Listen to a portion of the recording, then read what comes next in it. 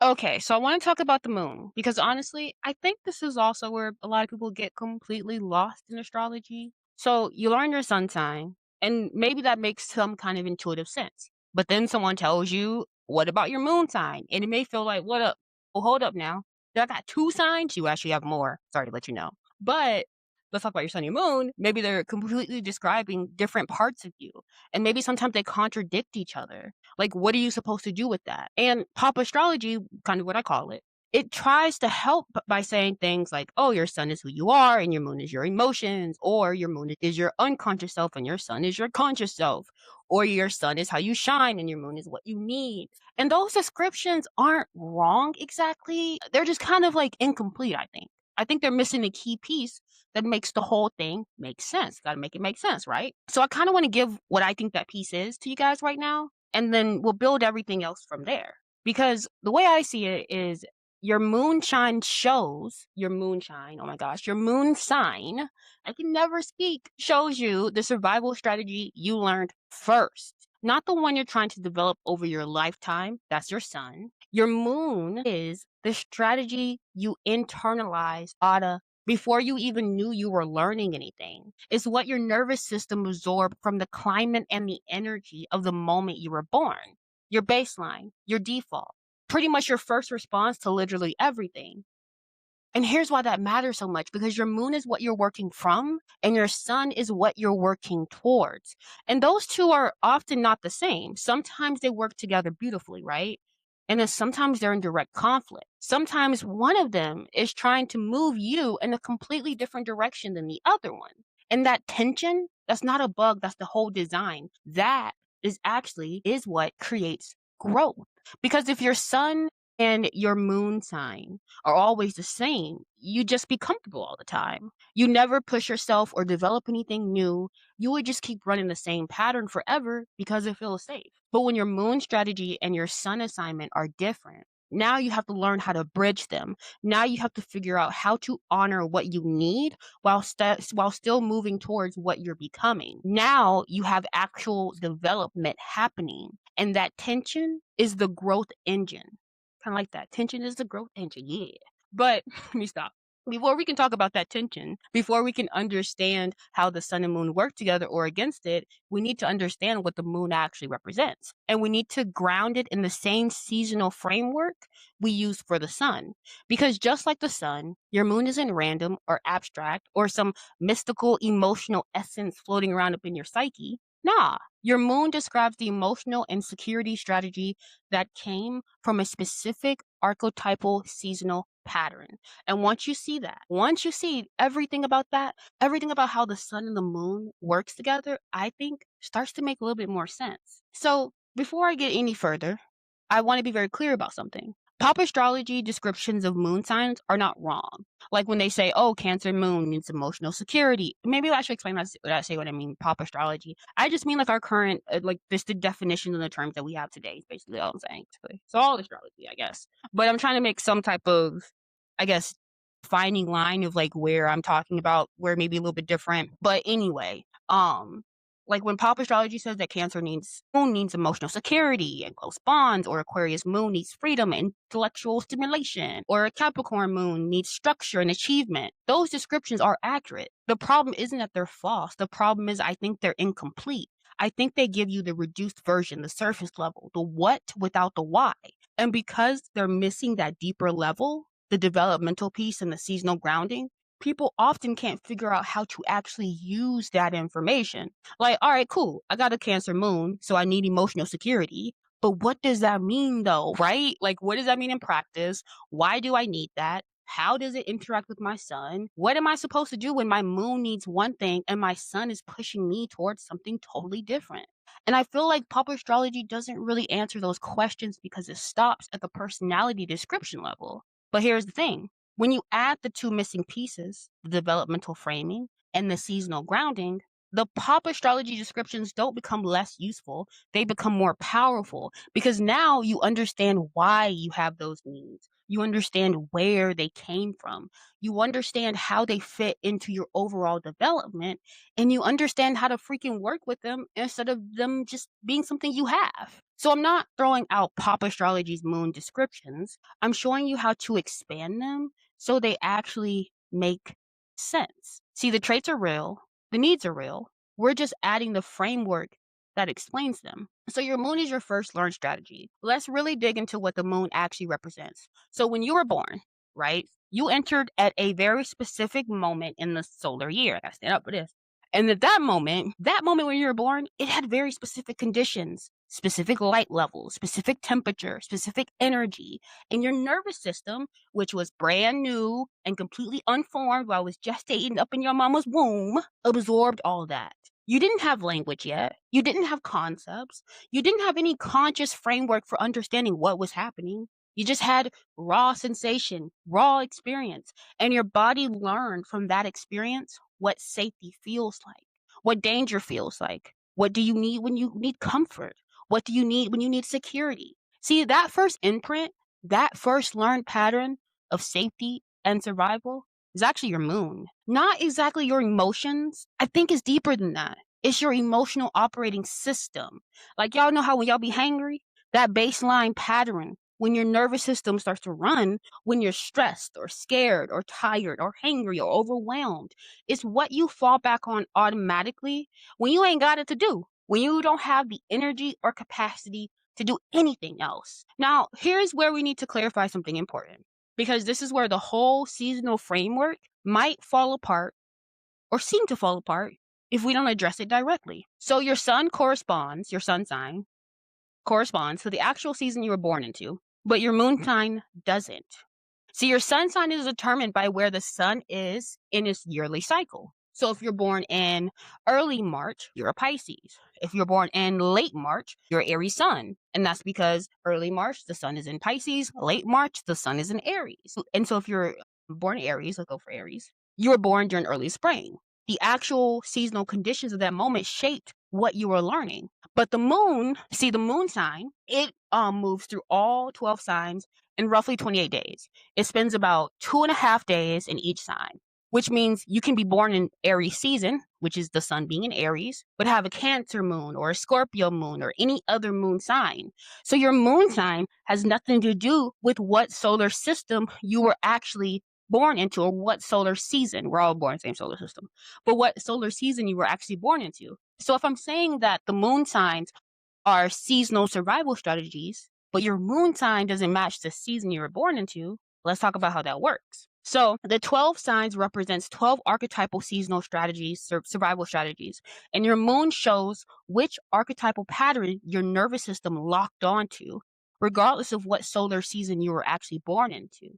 Think about it like this. Over thousands of years of human evolution, our species developed 12 different survival strategies corresponding to 12 different seasonal moments. Those strategies became patterns, archetypal responses, ways of organizing safety and survival that exist independent of any specific season. So when you were born, your sun locked into the actual seasonal assignment of that moment. Aries is early spring assignment, Scorpio is late autumn assignment, etc. But your moon locked onto whatever archetypal seasonal pattern was being activated by the moon's position at that moment, and the same for rising, which we'll be talking about next. So you might be born in midwinter, which would be like a Capricorn sun, but with the moon in Cancer, which means your sun assignment is developing the late winter capacity, which is structure, endurance, long-term building. But your moon, your first learned emotional strategy, absorb the archetypal pattern of Cancer,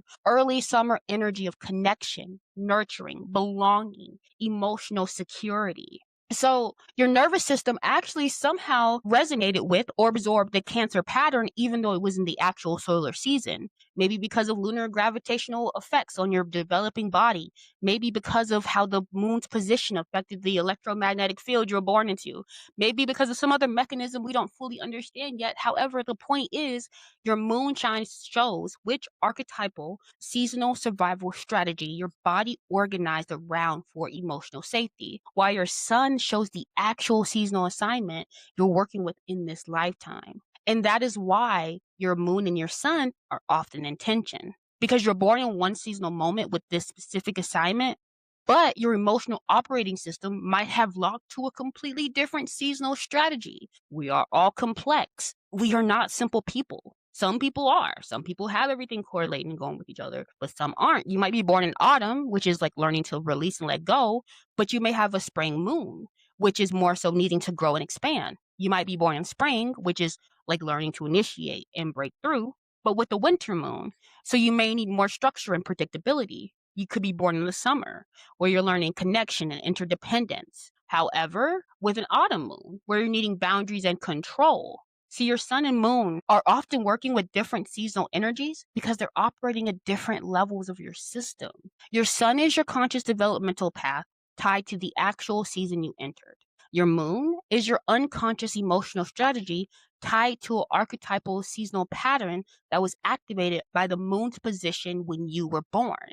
And see, both of those are real and valid, and both of them need to be honored and worked with. So the framework still holds. The moon signs are still seasonal strategies, but they're archetypal seasonal strategies that can be activated even when it's not that solar system. I'm going to be so embarrassed if I'm pronouncing that word wrong because I feel like I am. Archetypal? Archetype. Anyway, but does that make sense? I don't know. I'm just going to keep going. So actually, first I kind of want to talk about the seasonal pattern and just kind of go into like what each moon sign would learn about safety.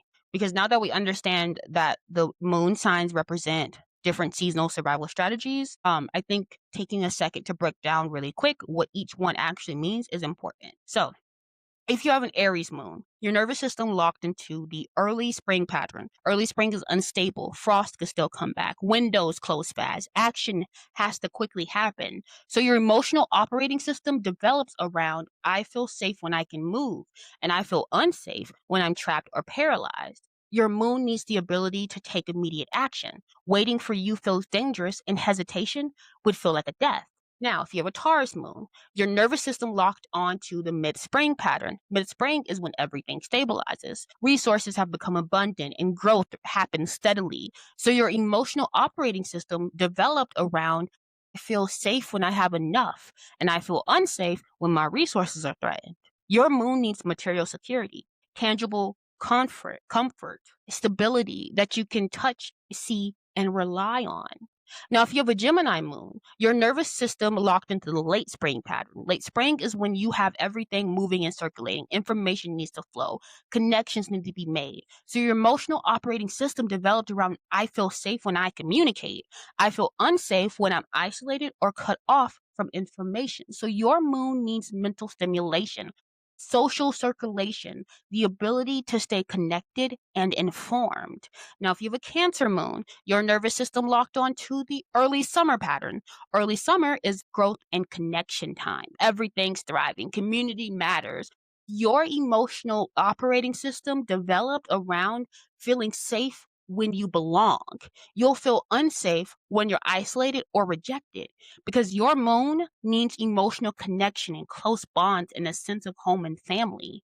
Now, if you have a Leo moon, your nervous system locked onto the midsummer pattern. Midsummer is peak vitality and expression, the moment of full solar power. So your emotional operating system developed around feeling safe when you're seen, and you'll feel unsafe when you are invisible or diminished because your moon needs to be recognized and you need to have creative expression and a sense of significance. Kind of like that, a sense of significance. Now, if you have a Virgo moon, your nervous system locked into the late summer pattern. Late summer is our harvest time. Everything got to work perfectly. Systems need to function. So your emotional operating system developed around feeling safe when things are working correctly. And you'll feel unsafe when systems break or the quality degrades because your moon needs order, functionality, and the ability to fix what's broken. Now, if you have a Libra moon, your nervous system locked onto an early autumn pattern. Early autumn is the balance point. Everything needs to be weighed and fairly distributed. Relationships, they determine the survival. So your emotional operating system developed around feeling safe when things are balanced. And you're going to feel unsafe when there's conflict or unfairness because your moon needs harmony, partnership, like an equitable exchange. Now, if you have a Scorpio moon, your nervous system locked onto the late autumn pattern. Late autumn is the scarcity moment. Winter is coming. The resources, they got to be protected. The bag got to be kept safe. And trust matters. So your emotional operating system developed around feeling safe when you have control over your resources. You're going to feel unsafe when you're exposed or vulnerable because your moon needs depth and intensity and the ability to see what's really going on and to protect what's yours. Now, if you have a Sag moon, your nervous system locked into the early winter pattern. Early winter, it requires mobility. You need to be able to move to where the resources are because for you, freedom matters. So your emotional operating system is developed around feeling safe when you have options. And you're going to feel unsafe when you're trapped or restricted because your moon needs freedom, exploration, the ability to move and adapt. Now, if you have a Capricorn moon, your nervous system locked into the midwinter pattern. Midwinter is harsh. Everything got to work. Structure is survival. So your emotional operating system, it developed around feeling safe when you have structure. And you're going to feel unsafe when things are chaotic or unreliable because your moon needs order and achievement and the ability to build something that lasts through difficulty. Now, if you have an Aquarius moon, your nervous system locked onto the late winter pattern. Late winter requires innovation. Old methods, they ain't working no more. Community organization is what matters. So your emotional operating system developed around feeling safe when you can independently think. And you're going to feel unsafe when you're forced to conform or when the collective is threatened because your moon needs that intellectual freedom, this innovative thinking, this ability to be able to reorganize systems. And if you have a Pisces moon, your nervous system locked onto the dissolution moment. Winter is ending, boundaries are softening, everything's melting back into potential. So your emotional operating system developed around feeling safe when you can dissolve, and you'll feel unsafe when you have to maintain a rigid form because your moon needs spiritual or artistic or emotional fluidity and the ability to let go and merge. You see, these aren't personality preferences. These are nervous system adaptations to seasonal patterns. And that's why your moon feels so automatic. And I think it feels so visceral. Why you can't think your way out of your moon's needs because they're not coming up out of your conscious mind. They're coming from your body's first learned pattern of what safety is based on a seasonal survival strategy that got activated at the moment you were born. And I didn't mean to go through those so fast, but I forgot I wrote down these while working my last shift and I have another shift coming up soon. So I wanted to make sure I actually got through it because I think I intended to come back later and record that part. And I knew I was never going to do it. I was never going to do it. If I didn't do it now, I was never going to do it. So now let's get back on track to the slides. Moon versus sun, two different types of strategies. If you're here, thank you for sticking with me. So now that we understand what the moon is, right, and how it connects to seasonal patterns, we can talk about how it's different from the sun because this is where people get confused. They'll learn both signs and they'll feel like, so my sun says I'm supposed to be this, but dang, my moon says I need this other thing and they don't match. So what am I actually supposed to do? And the answer is you're supposed to navigate the tension between them. You got to work with it because they're actually not two versions of the same thing. There are two completely different types of strategy operating at different levels of your system. Honestly, like really just think about your body.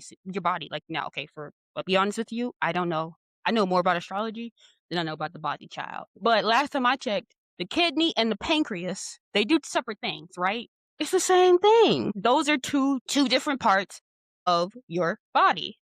Your sun is your assignment and your moon is your foundation. Your sun shows what you're learning to become over the course of your life, what capacity you're building, what skill you're developing. It's future directed and aspirational. It's what you're growing towards. And it's tied to the actual season you were born into. Because see, your moon shows where you start, where your baseline is, what your nervous system learned first about safety and survival based on a seasonal pattern. It's your emotional operating system, your default response, the thing you fall back on when you're stressed or overwhelmed. And you see, sometimes those two things, they align beautifully and it all works out. Sometimes your archetypal emotional strategy and your life assignment are actually compatible and they work together and they support each other. Andy Cohen is a very good example of that. But sometimes, and most of the times, they're in direct conflict. Sometimes what you need for safety is the opposite of what you're trying to learn. Sometimes your moon is pulling you back towards what's familiar while your sun is pushing you towards growth. And sometimes honoring your emotional needs means not developing your sun's capacity. And developing your sun's capacity means pushing past your comfort zone. And see, both of those dynamics, harmony and tension, are completely normal and completely workable, which is why My advice to anyone who would want someone to look at their birth chart and to read the birth chart, you can always hire me. Hi.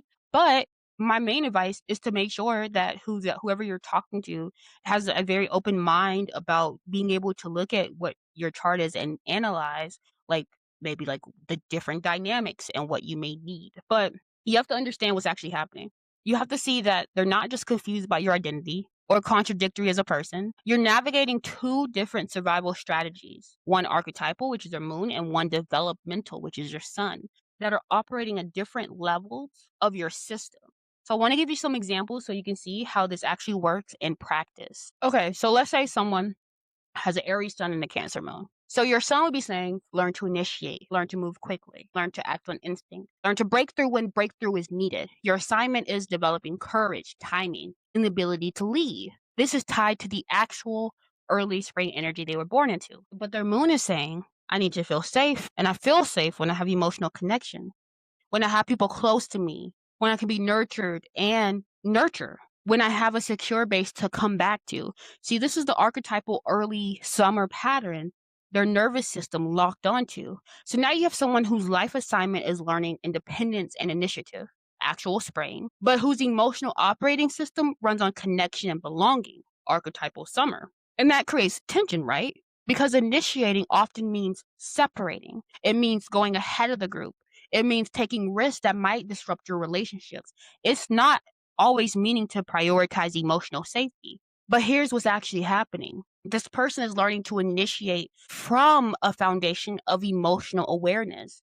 See, they're not trying to become some independent warrior who don't need anyone. That's not their version of Aries. Their version of Aries is more someone who can take action and maintain connection, who can be brave and emotionally attuned, who can lead and still care about people's feelings.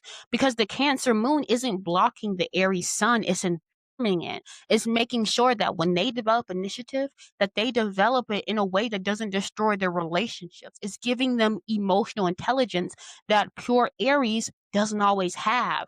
But, and this is important, they do still have to learn the Aries capacity. They can't stay in the Cancer moon comfort forever. They can't use their need for emotional security as a reason to never take risk or never separate or never act independently. Because see, the moon shows what you need and the sun shows what you're learning. And part of the work is figuring out how to honor both. For this made up person, it might look like learning to initiate while staying connected to people, learning to take risk while maintaining their relationships, learning to be brave about their emotional needs instead of hiding them, learning to lead in ways that create safety for other people too. Because they're not trying to become someone who doesn't have Cancer moon needs. They're trying to develop Aries capacity with abandoning their emotional foundation. And that's how the sun and moon work together when they're in tension. Now let's do another one because I want to show you how this works with different sign combinations. So let's say someone has a Scorpio sun and a Sagittarius moon. So their sun is saying, learn to go deep, learn to investigate what's really going on underneath the surface, how to handle emotional intensity, how to transform through crisis. Your assignment is developing psychological depth, emotional courage, and the ability to see what other people miss. See, this is tied to the actual late autumn energy they were born into. But their moon is saying, I feel safe when I have freedom, when I can move, when I can explore, when I can keep things light and philosophical instead of getting too heavy, when I have options. Because this is the archetypal early winter pattern their nervous system locked onto. So when you have someone whose life assignment is to learn depth and intensity, actual late autumn, but whose emotional operating system runs on freedom and movement, archetypal early winter, this creates tension because going deep requires staying in one place. It requires sitting with discomfort and not running away when things get intense. But their moon wants to move and explore. Their moon gets claustrophobic when things get too heavy. But again, this is not a problem to fix, y'all. It's a dynamic to navigate. I think that's a better way to say it. It's a dynamic to navigate because this person is learning to go deep from a foundation of philosophical perspective, so you will. Because they're not trying to become someone who gets lost in psychological intensity with no ability to pull back. That's not their version of Scorpio. Their version of Scorpio is someone who can handle intensity and maintain perspective, who can investigate shadow material and see the bigger picture. I'm preaching, I don't know why. Who can transform through crisis and still have a meaning of possibility of meaning. The Sagittarius sun isn't blocking the Scorpio sun. It's preventing them from drowning in it. It's giving them the ability to pull back and find meaning in the darkness. It's making sure their depth work doesn't become obsessive or destructive. But they do still have to learn the Scorpio capacity, right? They can't use their moon's needs for freedom as a reason to avoid all intensity. They can't keep things light and philosophical when the situation actually requires depth, and they can't run away every time things get uncomfortable. So for this person, the work might look like learning to go deep while maintaining philosophical perspective, learning to handle intensity without losing their own sense of meaning, learning to investigate shadow material while still holding on to hope, learning to transform without getting stuck in the darkness. They're developing Scorpio capacity while honoring their Sagittarius moon's need for freedom and meaning. Now, those are examples of the sun and moon intention, right? So let's kind of talk about when the sun and the moon are in the same element. Because what about when they work easier together, right? So let's say someone has a Taurus sun and a Virgo moon. Those will both be earth signs, both working with material reality, both focus on building and maintaining, and they're very practical and grounded. And so that doesn't mean that there's no tension. That doesn't mean it's just all easy peasy for them. Because even when the sun and moon are compatible, they're still working at different levels. Their sun is saying to learn to build things fast, that last, learn to work with resources sustainably, learn to be patient with long term processes. Your assignment is developing the capacity to create material stability. This is tied to the actual mid spring energy they were born into, but their moon is saying, I feel safe when things are working properly, when systems are maintained, when I can see what needs fixing and fix it, when everything's in order, because this is the archetypal late summer pattern their nervous system locked onto. So there's harmony there, right? Because both are working with practical reality and they care about tangible results and they value quality and sustainability. But there is a subtle difference because the Virgo moon needs things to be working properly in order to feel safe. The Taurus sun is learning to build things that work properly. So this person might struggle because their emotional operating system expects order and efficiency, but their life assignment is about building and creating, which is messy. Building always involves things not working for a while. Like y'all know, if someone's like trying to build a house, build anything from scratch, it's gonna take you a while. Involve a lot of trial and error and a lot of mistakes and failures and things breaking. And so their moon wants everything to be functioning correctly right now. And their sun is trying to develop the patience into something that will function correctly eventually. So even though they're incompatible elements, there's still a developmental gap. There's still tension between I need this now, which would be your moon, and I'm learning to create this over time, which would be your sun. So compatible doesn't mean identical. It just means they're working with similar energies in different ways. And this person's work could be learning to tolerate the mess of the building process or learning to see imperfection as a part of development instead of as a threat to their safety, maybe learning to make things better or maybe learning to even just maintain things with Virgo moon, while maybe with the Taurus sun, understanding that things need to break in order to be able to be rebuilt better. And they would get to use their Virgo's moon's discernment to inform their Taurus sun's building process, I guess you will. But they still would need to navigate the gap between needing order and learning to create it. So now that we understand what sun and moon are and how they're different, let's talk about how to actually even work with them. Because this is where people get stuck. They understand that their moon has certain needs and their sun has a certain assignment, but they don't know how to navigate when those two things pulls in different direction. So I have some little bit of framework, okay? Your sun needs to be honored, your moon needs to be developed. It's the way I see it. And I could be wrong, and I may change my mind on this. But the way I see it is you can't ignore your moon. You can't decide, well, my moon needs are holding me back, so I'm just going to override them completely. That's not going to work because your moon channel for your foundation is what you're doing when you didn't even realize is your baseline. If you completely ignore what you need for safety, you're just going to dysregulate and burn out and end up so stressed and depleted that you can't develop anything. But you also can't just stay in your moon forever. You can't use your moon needs as a reason to never grow. You can't hide in what feels comfortable and refuse to develop your sun's capacity. The work is figuring out how to honor your moon while developing your sun. And what that looks like is going to be different for everyone because it depends on your specific combination. But here's kind of the general principle. Your moon shows what you need in order to have enough foundation to actually grow from. Your sun shows what you're moving towards. So if you have like a Cancer moon and Aquarius sun, for example, you need emotional connection in order to have a foundation to develop intellectual independence and revolutionary thinking, which is your actual winter sun. So the work becomes to create secure relationships that you can handle, that can basically handle you thinking differently, like to find people who love you enough to let you be weird and to build enough emotional safety that you can take intellectual risk because you're not choosing between connection and independence. You're learning how to have both. Now, let's say you have a Capricorn moon and a Pisces sun. You need structure, archetypal winter moon, in order to have the foundation to develop spiritual sensitivity and artistic expression, actual dissolution sun. So the work becomes to create enough practical stability that you can afford to be sensitive. Build enough structure that you can let yourself dissolve sometimes. Get secure enough that you can access your imagination without it destroying your life. Because you're not choosing between structure and dissolution. You're learning how to have both. See, your moon is not the enemy of your sun. Your moon is the foundation your sun grows from. But you do need to be honest about where you are, I think, and you do have to notice when you're using your moon's needs as an excuse to avoid your sun development. And you do have to push yourself sometimes, even when it feels uncomfortable. See, the moon provides the baseline, the sun provides the direction, and the work is navigating the gap between them. Now, a quick word about the rising. We'll go deeper next time. So, I know we're going to be doing a full episode about the rising probably next, unless I have like another Bravo person I want to talk about first. But I do kind of want to touch on it briefly here because I think it does kind of complete the picture. So I talk about the sun. So if your sun is what you're learning to become and your moon is your emotional foundation, your rising is how you approach the world. It's your strategy, your method, your interface. It's like we think about it like this. Your moon is what you need. Your sun is what you're building towards. Your rising is kind of how you get there. And it's the tool you use to navigate your life, the lens through which you see everything. It's the style to which you engage with the world. When you go into an interview, it's that first 5 seconds that the person got, they feel about you and probably how you feel about that person.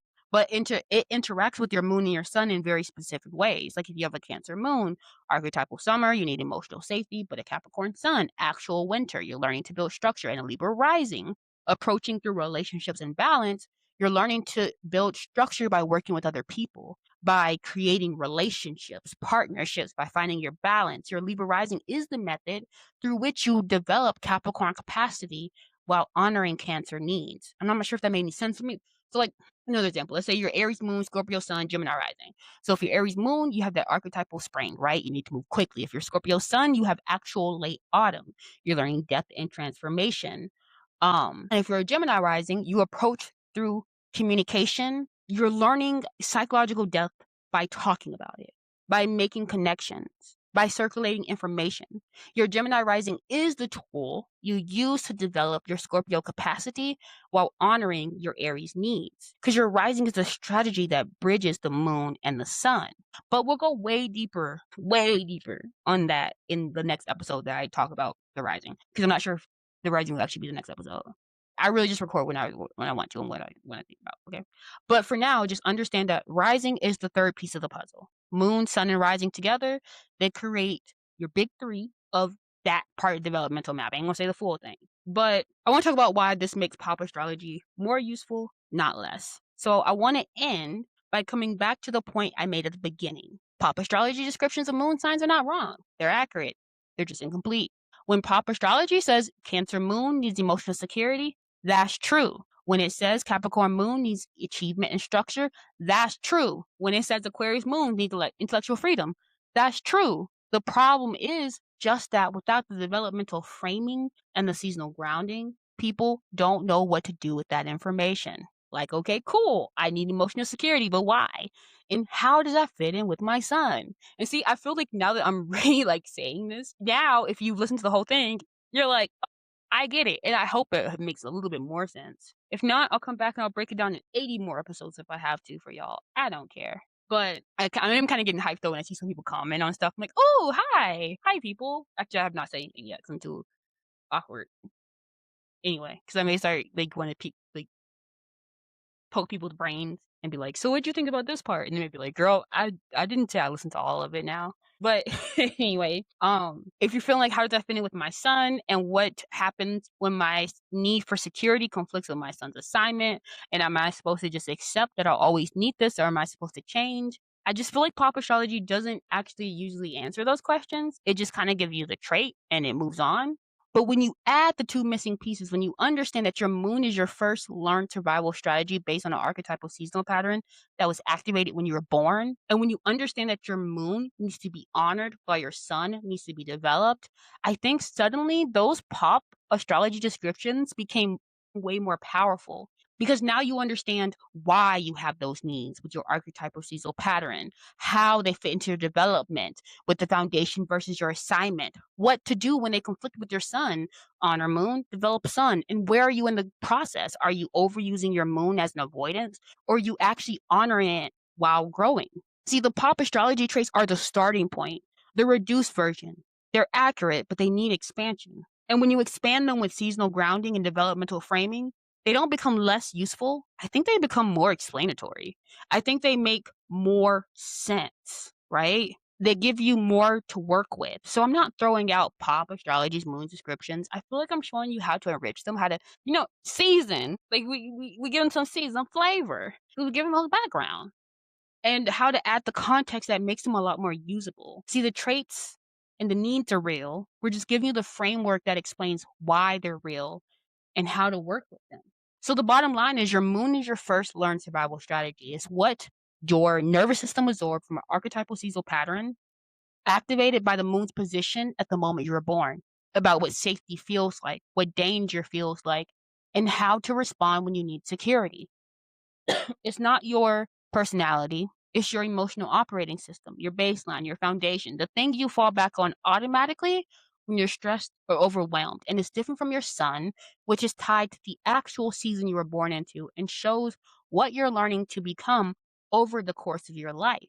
Your moon is where you start, your sun is where you're going. And sometimes those two things align beautifully. Sometimes they're in direct conflict. Sometimes they're compatible, but they're still operating at different levels. And all of that is normal and all of that is workable. The work is not choosing between your moon and your sun.